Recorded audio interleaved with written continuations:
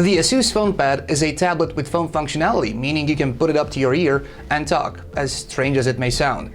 Will it be enough for you to buy it? Well, let's answer that question. I'm Anton the Nagy, this is Pocketnow, and you're watching the Asus FonePad review. Let's go check it out.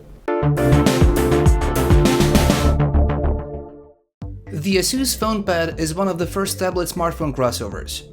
Thanks to Samsung, we are by now familiar with the phablet concept of a smartphone-tablet hybrid, but the FonePad is a tablet with phone capabilities. One of its main selling points is the earpiece at the top, a bold addition to a 7-inch form factor. Will it make you leave your phone at home? And more importantly, could this be your one and only daily driver? For the full text of the Asus FonePad review, including benchmarks and more, make sure to check out Pocketnow.com and follow us in the links in the description. On the outside, the FonePad shockingly resembles the Nexus 7. That's because Asus is the company behind both of them. However, they replaced the plastic back on the Google tablet with the aluminum cover, which is both good and bad, depending on which side you are on, looks or durability. Behind the aluminum and front glass, there's an Intel Atom Z2420 processor clocked at 1.2 GHz with a single core. 1 GB of RAM tries to help it, in addition to the PowerVR SGX 540 GPU. You can choose between 8 and 16 GB of storage options, and of course, whatever you choose, you can expand it via microSD card slot, and if you are lucky to live in a region where the FonePad has a back camera, you'll find good use of the 3.1 megapixel shooter on the back. Else, you're stuck with the 1.2 megapixel webcam. Our review unit has compatible radios for GSM and HSDPA operation, in addition to the usual Wi-Fi, GPS, Bluetooth radios. No, there's no NFC on the FonePad. Powering everything is Android 4.1.2 out of the box and a 4270 mAh battery. There are two things setting the FonePad apart from the Nexus 7, the earpiece and the processor. After using the FonePad exclusively for a week, believe me when I'll tell you this, people will give you the looks, wherever you are, once you take a call on your tablet. If you're like me and you don't really care, you'll finally be able to leave your phone at home while you're out. I know I'm one device lighter when I'm on the go. The Intel Atom Z2420 processor, also known as the Lexington platform, is intended for emerging markets, a processor on the cheap, not compromising too much on the performance end though. Even though it's a single core in today's sea of dual, quad and even octa-core devices, Intel heavily calls out the Android optimization on the CPU.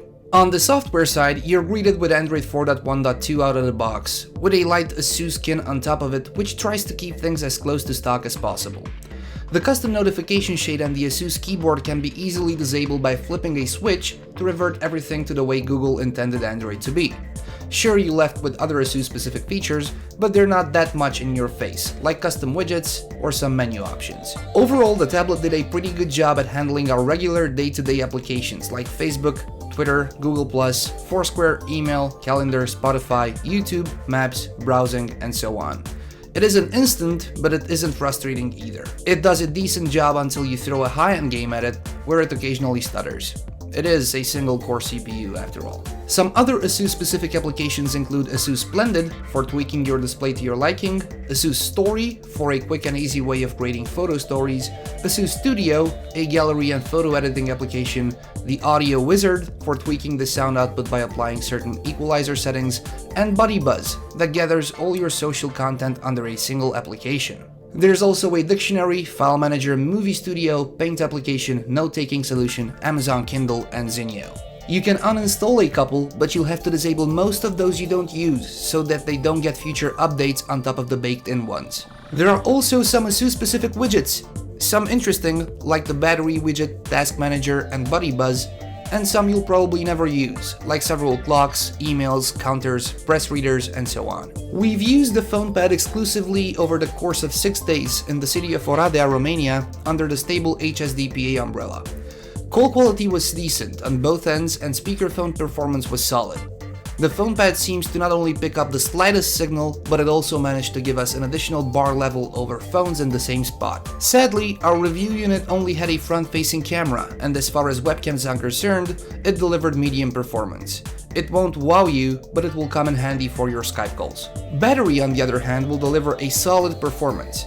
Under light to moderate use, you will get as much as 3 days of usage, and under heavy usage, it will surely last throughout the entire day at least. Our typical daily review usage implies 10 or so emails sent and received, 3 to 5 calls, just as many text messages, social media activity on Facebook, Twitter, Google+, Foursquare, listening to music through Spotify, watching Pocketnow's YouTube videos, light mapping and navigation, with a fair amount of internet browsing. Your mileage may vary depending on your usage and whether you use one of the 3 modes of smart power saving on the tablet: ultra saving, optimized, and custom.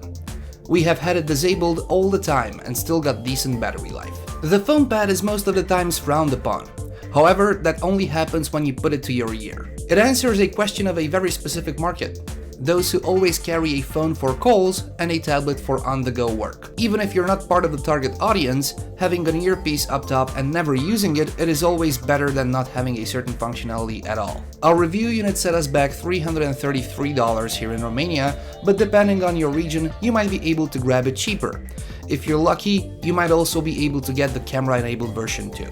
We'll rate the Asus FonePad an 8 out of 10 because even though it has an earpiece and the Intel processor is doing an excellent job at light to moderate load, it often has trouble keeping up under heavy load. That, plus the screen, is moderate. That's gonna do it for our Asus FonePad full review. Thank you very much for watching. Make sure to follow and subscribe to Pocketnow on all the usual social media channels, links in the description below, and you can also follow me on Facebook and Twitter. If you like this video, please give us a thumbs up. I've been Anton the Nagy. Thank you very much for watching. Till next time.